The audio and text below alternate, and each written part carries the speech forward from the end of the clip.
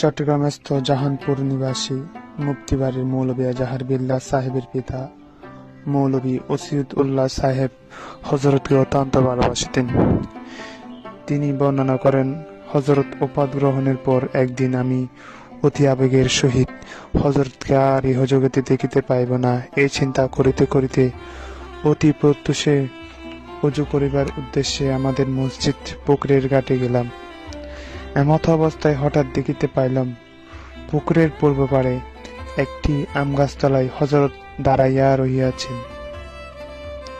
আমার নয়ন দৃষ্টি হযরতের প্রতি পড়িলে আমি অবাক চিত্তে তাহার প্রতি তাকাইয়া রহিলাম, আর ভাবিতে লাগিলাম, এই কি ব্যাপার, হযরত তো আমাদিগকে ছাড়িয়া পরলোকে চলিয়া গিয়াছেন, কিন্তু এখন এ কি দেখিতেছি, কোথায় হইতে আবার তিনি আসিলেন? এই তো নিতান্তই অদ্ভুত কাণ্ড, অসম্ভব দৃশ্য। না জানি আমার নাকি দৃষ্টি ভুল হইতেছে। আমি বারবার ভালো করিয়া দেখিলাম, আমার সন্দেহ স্বপ্ন একেবারেই ভাঙ্গিয়া গেল। হযরত ধীরে ধীরে আমাকে নির্দেশ দিলেন, মিয়া, এক লোটা ওযুর পানি দাও তো।